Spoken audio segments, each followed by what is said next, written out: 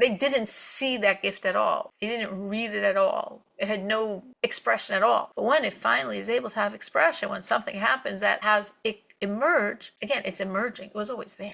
So we are in the middle of chapter 51, and we really left last class with a question. I don't know if anyone was thinking of the question over the week, but I'll remind you. We are saying two things about the soul, and we don't exactly understand how they work together. First, we explained that the soul comes into the body, and the highest level of soul penetrates the entire body and yet is remote at the same time as she's penetrating, because the body can't perceive her at all. It's like too high for the body to read, like the radar doesn't pick it up at all. Almost like the parable we usually give for essence is oil. Why do we give the parable of oil? Because oil can spread, touch everything, but is separate, right? Is within and is separate. And that's the soul on this highest level, is within every cell, but is separate, is not readable, is too high. So that's, in a sense, amazing, in a sense, not as useful because we can't read it. So the soul constricts herself, and then she's found in the part of the body most sensitive to a soul, our highest faculty, which is our mind. And now she constricted herself enough that the mind, which is the highest faculty of self, can perceive soul. But we have a whole body. So then she constricts herself even more, and then she extends herself and expresses herself in every body part on a level that the part can have receptivity, true receptivity, can read, so to speak, can absorb, can relate to and feel and gain from that soul energy in her, which is really her power of being, whatever that body part is. We said that the eye sees, that the ear hears. These are all soul energies giving these physical body parts their functionality. Okay, we went through this many times. It's super clear. Why are we doing this? Because if we understand this, we're going to understand how God works. If we understand how God works, we'll answer all those foundational questions. But we have a question within understanding this. And the question is as follows. I'm just reminding you, we spoke about the question at length at the end of last week, but we stopped before the answer. So we seemingly have almost like a conflict of how we're understanding the soul's relationship to the body. First, the Alter Rebbe told us that the fact that the soul is giving each body part her specialized function means within the soul, it's already discriminated. If you remember the parable I gave then, which I didn't make up, I don't think I made it up. If you have water and you pour it into 10 different glasses of 10 different colors, you're looking at the color and you're like, wow, I got pink water. Wow, I got blue water. Wow, I got green water. Well, you got water. And if you pour it all back into the pitcher and it's a clear pitcher, you'd see it's clear water. There's no color. In essence, what's being poured into each cup is the same thing. It looks different because the cups are different colors. If they go back to their source, they're all the same. That is not what's going on here. That is what the Alter Rebbe says is not what's happening. The soul is sending the eye the ability to see. The soul is sending the ear the ability to hear. The ability to see and the ability to hear is not water. No, it's two totally different abilities. So it's not water. It's each one is getting a very specialized, as per that aspect of the body, that's the power being sent. And we said that comes from within the soul. And the Rebbe even gave, if you will, a proof, a support for this, because if a person feels a pain, a sensation in their body, they know exactly where it is. The soul exactly knows, oh, that's there, that power. If it was, like the water, you pour the water, it's all water, it's all the same. Once it leaves you, it's all the same. Why is the soul sensitive to each body part? Because it's sent to each body part a different specialized power. And that's why it can, so to speak, tune in and say, that's that aspect, that's that aspect. I'm feeling the energy of those specific powers. I'm feeling the energy of those powers because I know exactly what that power is. I sent that power to that limb, organ, vein, sinew of the body. So all of that means that within the soul, there's a differentiation, a specialization into all the parts of the body. All right, made perfect sense. We had no problem with that. But then the Rebbe goes on and says, but wait a minute. Don't you dare think the soul is limited to functionality of the body. Don't you dare think the soul has 613 parts like the body has 613 parts. No way. Why not? Because a soul is limitless. A soul is mirroring God. God is simple, one. And from that one comes our world of fragmentation. But it's all emerging from that one. So within the soul, it's one. Meaning, if on the level of the soul, it's like, this is a brain. I should give it a lot more energy. This is a toenail. I should give it a lot less energy. It's like we're saying the soul is small enough to be fragmented and differentiated to brain capacity, toe capacity. We're taking away this whole limitless, beyond space, beyond fragmentation. But we just seem to be saying that is exactly how it worked.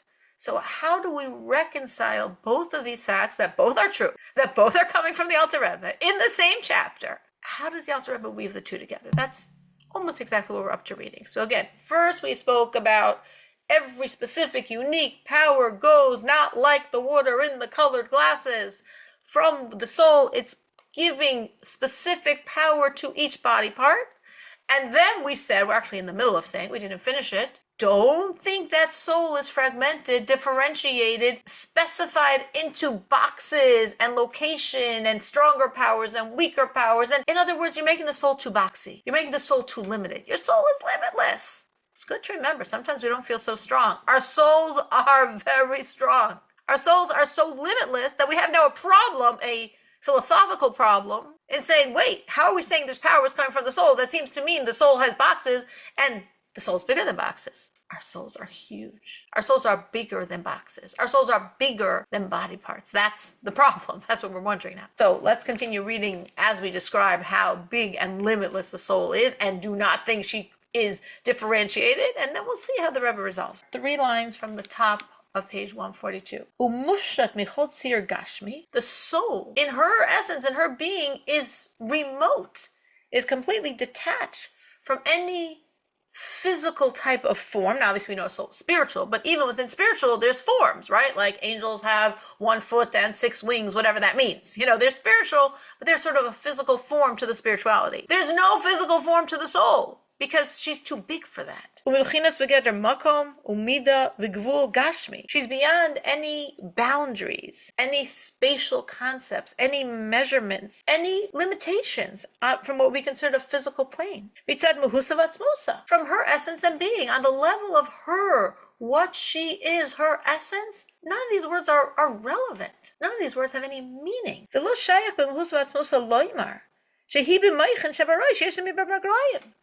we're talking about the essence of the soul, the sentence, well, she's more in the brain than in the foot, is an irrelevant sentence. It doesn't make sense. What do you mean she's more brain, foot? What to your soul is a brain, or what to your soul is a foot? It's all the same thing. It's all a bunch of physical elements of a body when she's this intense spiritual light, the light of God. It'd be like a person would say, oh, my grasp of God is like, your grasp of God.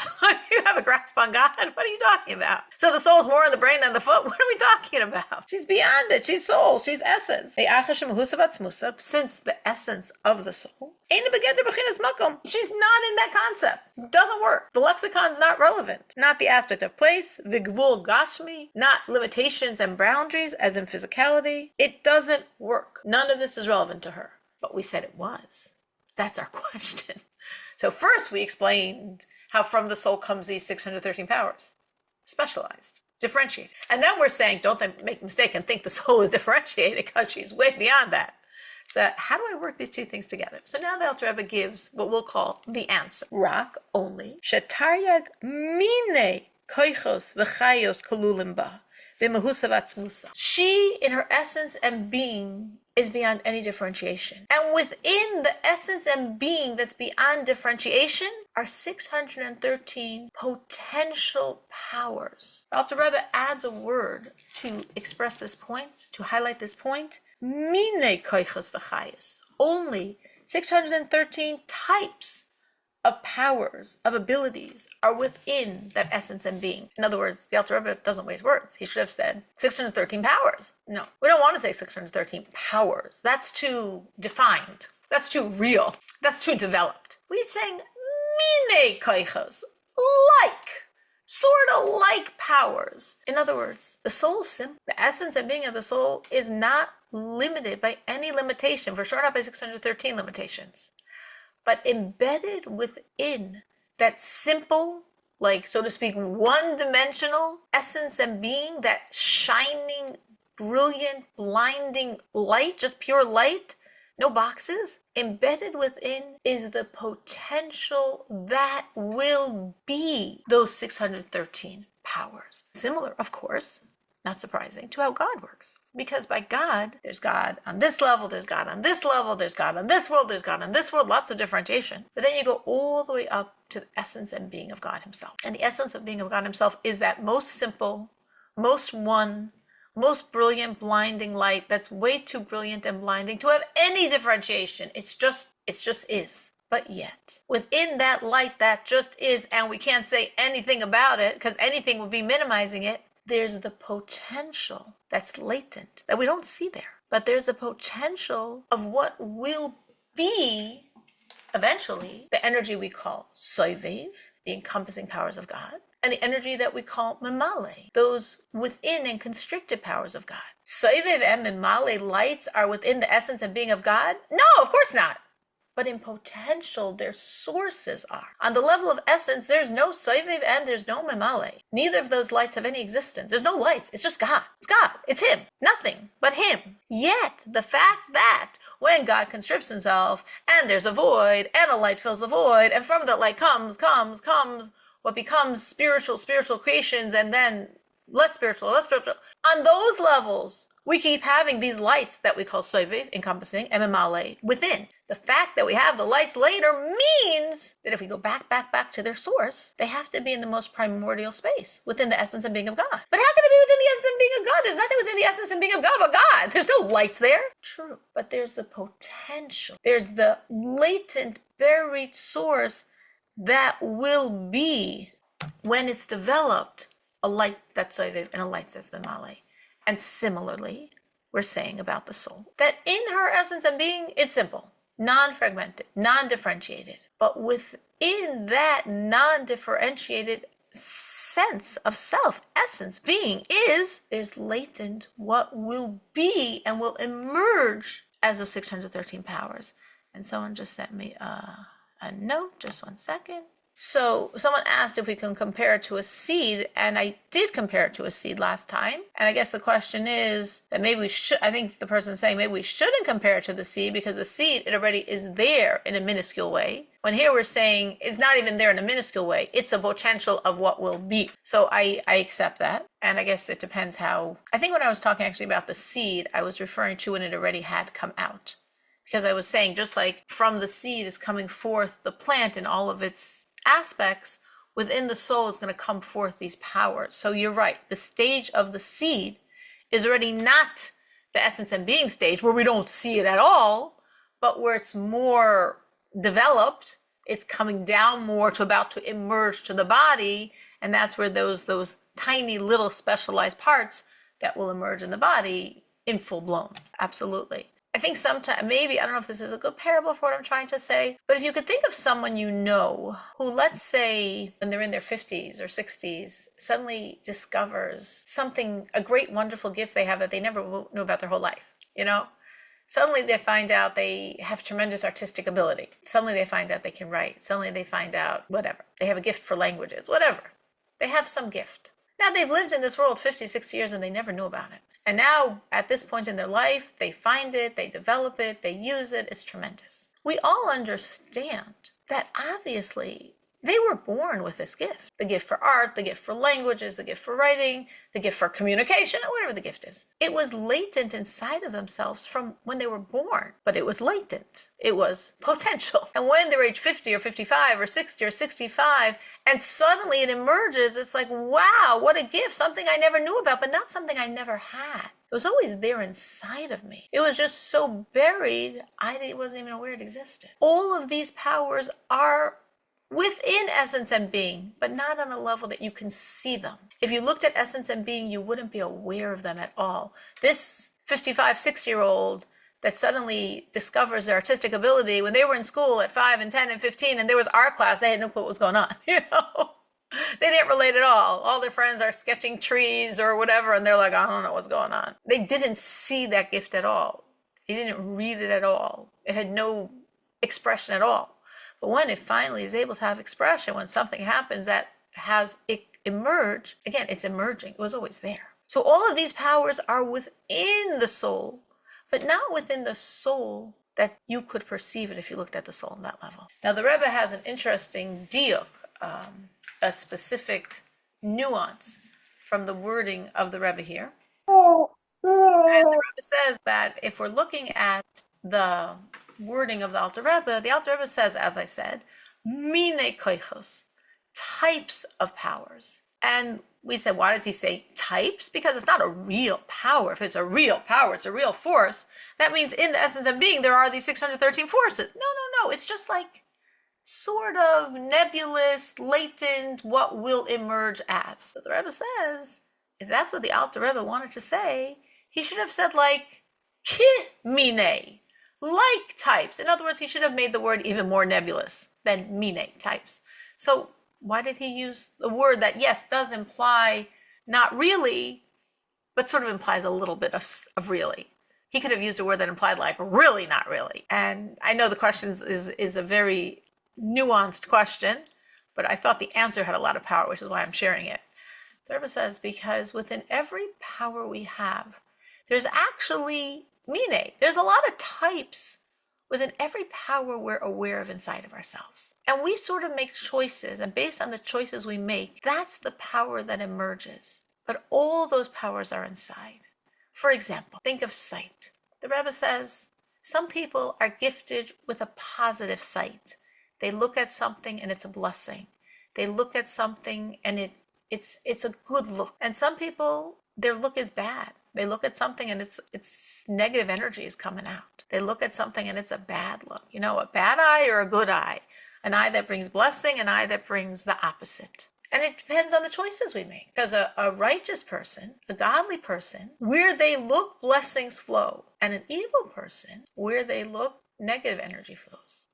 And yet the Rebbe says, what's going on? It's not like we have one physical eye and the soul is feeding that eye the power of sight. So how come one person's sight is blessed and one person's sight creates curses? The Rebbe says it's mine. There's lots of different potential the soul is giving you. And you can make the choice. You can make the choice what type of person you will be, and those choices can impact which of those types is coming out. So right now, let's say unfortunately, someone makes a not positive choice, and another not so positive choice, and another not so positive choice, and they descend to be a not very good person. How they're looking at things, the eye they give, their eyeballs, it's the eyes of wicked. It's eyes that bring curses. It's eyes that wither, not eyes that bless. But you should know, within their powers, within their potential, mine, there's all the other options. If they would turn themselves around, those same eyes could bring blessings. Those same eyes, the same way it's giving a bad look, it could give a good look. Because all the potential is there. The whole panorama of options is given when the soul gives power to every organ of our body. It's giving a power to function. And on what level am I going to function? What blessing or curse is going to be within the functioning of my body? It depends on the choices we make. But if we turn around and make better choices, we'll pull out better energies because the soul is giving it all to us, all the powers we have when the soul is enlivening the different elements of our body. So that was a bit of a nuanced thought, and I don't usually share that type of thinking because it's probably hard to follow, especially if you're not looking inside and understanding the nuance, the specificity of the Hebrew wording. But I thought it was such a beautiful lesson, I said I'm going to give it over anyway. All right, but getting back to what we're talking about. We had this big question. How can it be? We're saying these powers come from the soul. It's not the water in the colored glasses scenario. And we're saying for lines and lines and lines, the soul is beyond any differentiation. And the Rebbe reconciles that by saying the soul is beyond differentiation. But latent within the soul that's beyond differentiation is what will emerge. is the powers that will come out and actually be differentiated as per the differentiation of the body. Any questions? I hope that was clear. Any questions or thoughts or reflections on any of this? Okay, so let's keep going. But this is, as we said, the answer. I'm reading it again because I don't remember exactly how far I went. Within this essence and being of the undifferentiated soul are these 613 latent potential powers. And those powers are already there in her essence. Just as we said, in the essence of God is the power that will be sovev and the power that will be memale, though there's no sovev memale by the essence and being of God himself. And these latent powers will come out and will be revealed from this latent state to actual revelation, to give life and to give specific functionality to every part of the body, to the 248 limbs, to the 365 sinews or veins, through being engarbed from the power of soul in the vital soul. Nefesh HaChiyuni is the highest term for the animal soul, meaning the highest level of the animal soul.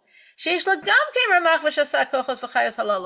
also has these 248 and 365 powers. So we have a soul beyond differentiation.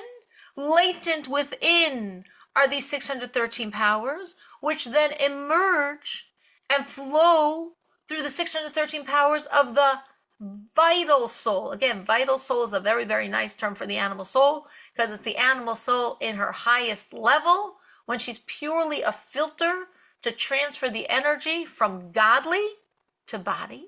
So 613 in the godly, 613 in the vital, meaning animal, to relate to and give life to the 613 parts of the body.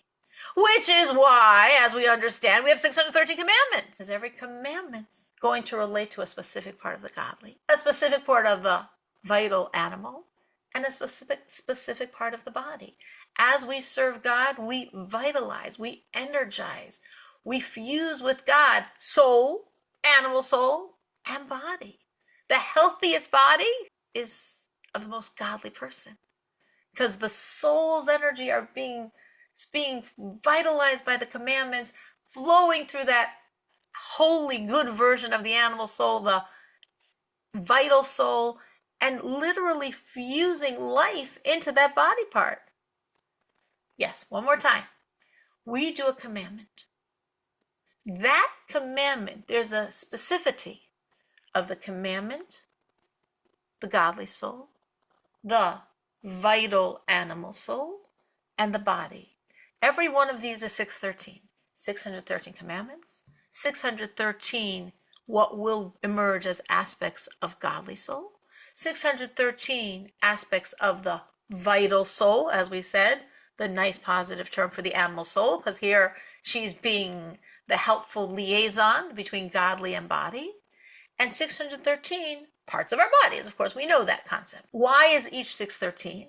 Because when we do a commandment, every specific commandment relates to a specific part of the godly soul, infuses it with life, which then funnels into that specific part of the vital soul, infusing it with a godly life, which then transfers to that specific body part, infusing it with godly life. So as we're serving God and doing the commandments, more and more godly life is literally touching all the different parts of our body. There is a direct connection. Again, this goes back to what we were discussing last week when I said to you that it says in the Talmud that if you have a headache, you should learn Torah. If you have a backache, you should learn Torah. You have a stomach ache, you should learn Torah. Because within Torah is all healing. That's the source. It's energy. It's God's light. So how come I go for the Tylenol or the Motrin and not the Talmud? Because I don't know which part of Torah is going to heal this headache. So this is a simpler, though not as effective solution. But if I knew which part of Torah related to each part of my body, that would be the far more effective solution. If I knew which mitzvah connected to every one of my body parts, that would be the best solution.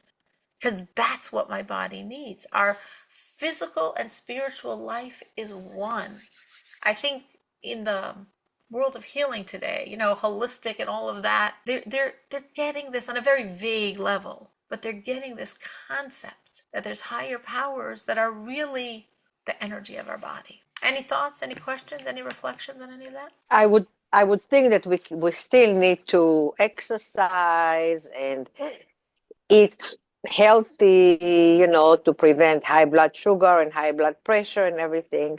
Absolutely. We do On that top of because God learning. said that He likes us to work within nature. The Exactly. same way we go out to work to earn money, and we don't say, okay, God, listen, you want Torah to be studied, you want Psalms to be said, so I'm going to be your good Jew, good child, good emissary. I'm going to sit here, learn Torah, pray, say lots of Psalms, and I know a check's going to come in the mail one way or another. God could definitely do it. He's not limited. But He doesn't like to do it that way. He likes to work within nature. He made nature and He wants us to uphold nature. So as Jews, if we're listening to God, we do go to doctors, we do follow medical instruction, we do things that promote good health, but we believe that God's the source. And therefore we know that the more we serve Him and turn to Him, the more that good energy is going to flow. Anyone else? Any other thoughts on this? It seems like the Koil Young man figured it out how to learn and also get a paycheck. I don't know if any of you raised your children on what was his name? I think the Rabbi Hill tapes. So he has Rabbi Hill tapes. He has Rabbi Hill tapes for children. I mean, this goes back a long time because I remember when my children were children, them listening to it. And there's a story he tells called Beryl and the Barrel. I think he liked it because, a bear in Hebrew is a bear. So a barrel and a barrel. First a barrel and a bear. I'm not going to go through the whole story, but the gist of the story, which is a true story, and he didn't make it up, is of a man who basically said, God, you can feed all, so you can take care of me also. What am I being this wood chopper and spending all day out in the freezing cold chopping wood? I'm going to stay at home, and I'm going to say Tehillim, I don't know what else he was doing, study, daven, say Tehillim. He was a simple person, and you're going to send me money. And, of course, in the story, the wife, of course, thinks it's a horrible idea. Somehow we're always demonizing these types of stories. But whatever, of course, in the end, it all works out. And Simple Beryl is sitting home and saying his Tehillim all day. And he gets, by the end of the story, a tremendous amount of money. And I remember when my children would listen to the story, at a certain point, it's a cute story. He tells it very well. It obviously has a nice Jewish value. And I'm like, no, this isn't like how God wants us to do it. It's a nice story. And obviously he can make all of us win lotteries. He can even have tickets fall in our shopping bags by mistake if we're not wasting our $2. But at the end of the day, unless God decides to do that, He does want us to work. But does He want us to prioritize work? No. But does He want us to work? Yes. Does He want us to prioritize doctors over Him? No. But does He want us to go to doctors? Yeah. In all of these things, we just have to understand the limits. Like it says, v'rapo yirape. Doctors have the ability to heal. They don't have the ability to give negative prognoses. They don't have the abilities to do the negative. They only have the ability to be God's vehicle for healing. And so too with all of this. I was once giving a class. It was actually to a group of Noachites. And I remember a number of the women, they were saying no, we don't go to doctors. We just believe in God. And I was like, and God wants you to go to doctors. Sorry. God wants you to go to doctors, but He doesn't want you to believe in doctors. So yes, Rachel, you're absolutely right. God wants us to take care of our body, but He doesn't want us to believe that because we're taking such good care of our body, that's what gives health. Health is given by God, and our spiritual life is what promotes the flow of the godly energy to our physical body. And God wants us to work with the nature at the same time. Anyone else? Any other thoughts on all of this? Hi.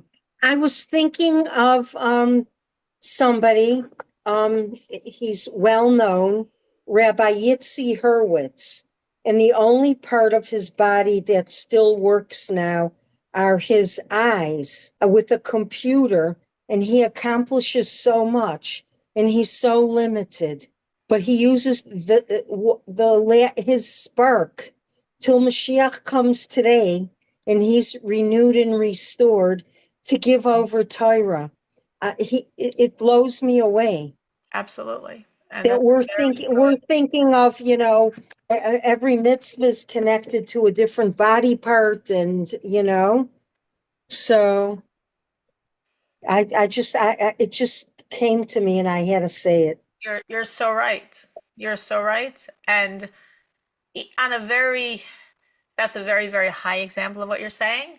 I'm going to go all the way down, down, down, down, down. Sarah raised us to a very high level thought, but I'm going to take what she said and bring it like a million miles down. I don't know if any of you have ever seen this, but some people, unfortunately, that don't have hands or arms, they function with their feet and they do amazing things with their toes. Like it's like scary to look at, insane to watch, but these are real people doing real things and functioning in life. And there is this concept, like you're saying, how much power is embedded in each part of our body? How much can we pull out of each part of our body? How much this chassid is doing with his eyes. We're given everything. God willing, we should all be given everything. And if only we could use a bit of it to the degree that's he's using his eyes, or on a physical plane, some people use their toes. I think they say that the human beings, I don't remember the percentage. Maybe it's 5, maybe it's 4, maybe it's 5.5. The percentage of our brain that we use. Literally, physically, as they can measure it, the percentage of our brain that is actually used for thought. I sometimes think, well, that's what it means by Mashiach, that we're all going to be so brilliant and we'll just understand by seeing and we'll just fathom God. I'm just thinking on a physical plane. We'll be using 100% brain matter instead of like maybe 4 point something. That'll make us all like Nova geniuses. God embedded tremendous powers, the powers of soul in every part of our body. And absolutely, sometimes, depending on the situation, why people can pull out tremendous strength and do tremendous things from very limited parts of a body. Absolutely, absolutely. So continuing, Vihine. Al hamshachas kol hatardag mine koichos chayes me'elam Hashem el gov l'chayos aleh amru she'ikar mishkana v'ashrasa shel hamshachazu v'giloi zeh hu kulo b'moichin sheberosh. So, once we got the soul, and we're saying she was first on the level of essence, like the oil that penetrates all but is separate from all. The soul penetrates the entire body but is unreadable by the entire body. Then when it's coming to the level of really interacting with the body, it's coming down. So these 613 potential latent powers are now emerging. Well, then we say at that point, not before, at that point, we say that the main residence of this revelation is in the brain, in the head. So the Rebbe is saying, and again, this is very critical and very simple. That's why we're speaking about our soul, where it makes a lot of sense, and very ultimately significant in terms of understanding God and answering our foundational question. When we're talking about the soul in her essence and being, she's not localized. She is in your entire body equally. No difference. If that level of essence and being of the soul was more in your brain than your toenails, it's not essence and being. Again, like the oil is essence. The oil symbolizes essence. Extends equally to all, covers all, touches all, affects all, flavors all, and ultimately is separate from all. The soul in her essence and being is like that oil, so to speak, flowing through every cell of that body, every molecule, not touching any and within all, and no more in one part than the other. Again, there's no differentiation. There's no specialization. Well, she should be more in the brain. No, at that point, this is essence and being of soul. She's not more in the brain. If she was more in the brain, then she's not essence and being. Then she's limited. She's bound up. She has limitations. In her limitless state, it's equally all. But now the soul has to descend to actually be revealed. Revealed meaning that the body can read it. Once we're descending, then there's a localization for the soul. And then that place in your body that has most affinity to a soul is the brain. And that's why that's going to be her primary residence. But she only has a primary residence when she's left this level of essence and being, because in the essence and being, she is not more in the brain than in the toenails or in the elbows or in the skin cells. She's equally in all. In your hair that we consider sort of alive, sort of dead. She's equally in all. But when she has to descend from that, to be read by the body, to be able to talk, that the body can hear her, she's going to constrict herself, because so now she has to find a place to be. She can't just be wandering. She's a home. She's a residence. Okay, so what's her White House? What's her fortress? That's going to be the brain, because that has the most affinity. And yes, going back to this comment that Esther Riva posted for all of us, absolutely, I'm glad you typed it out. It is totally what we were saying before. Thank you for that. So now we made her small enough that she's not essence and being and equally in all, and she's actually going to have a locale. It's going to be, as we've said already, the brain. Now, what we're going to say now might sound or will sound repetitive, meaning I already taught you this and we already read it, and I'm going to sort of be reading the same thing again. And we know that's impossible, because the Alter Rebbe spent 6 weeks contemplating one vav, that's one letter in the Hebrew alphabet. And he spent 6 weeks. Should I or should I not put that one letter in the Tanya? So there's no way this whole huge chunk of lines and lines, he's just like rewriting. And the Rebbe says that actually there's nuances here where he's speaking about specific levels of thought and brain and soul functionality, and it's explained in various Hasidic discourses, which we're not going to go into at all here, but just want to put out that it might sound repetitive. It's not, but we're not going to go into the nuances of what are the specific, little details that we're saying to relate to specific aspects of our power of thought, power of soul, as various, again, Hasidic discourses discuss. So, to continue. V'lachein, and therefore, since the brain has the most affinity to soul, it's the highest part of our body. It's the part that's going up, that wants knowledge, that wants to ascend. It receives the most blood and the most refined blood. That's the part that's most able to hold and read soul. So therefore, she's got some special stuff going on just with the brain and the soul. One, the brain receives prior to any other part of your body. There is no part of your body that is as potentially godly as your brain. Now that's a very interesting statement, because you could show me quotes, and we had recently actually in the Hayom Yom, where we're told, like, watch out, people that are relying on the brain can really get messed up. Different things that Chassidus says, there's a thin line between these thoughts and kfira and denial of God. There's nothing as cold as a brain. There's nothing as dead as a brain. Brain doesn't have that movement and pulse of the heart, of life, of warmth. Coldness, krirus and kfira, from coldness to denial of God. There's lots and lots in Hasidic thought, many concepts in discourses, in talks, in sichos, in maimarim, that all say, watch out, brains are dangerous. And that's all true. And at the same time, in other places in Hasidus, like here, there's nothing more godly, more connected to your soul than your brain. There's no part of body that has a more direct access to your soul than your brain. As the Rebbe is now going to say on 2 levels. One, as we just read, the brain gets it first. Prior to any other part of the body, your brain is fed by your soul. And 2, as we are going to read, when the soul is feeding the body, all those 613 differentiated, specialized powers, it's all going through the brain. So every other part of body that's fed by the soul is going to come from the brain to that body part. So she's getting first and she's getting more. How do we balance our suspicion of the brain with our understanding of its power? Well, that's actually the whole concept of Tanya. That's exactly, like, in a sense, one could look at as the crux or the innovation of Tanya. That before Tanya, many people were suspicious of minds. Minds lead people to bad places. Minds make people cold. Coldness is, as we see in this week's Torah portion, right?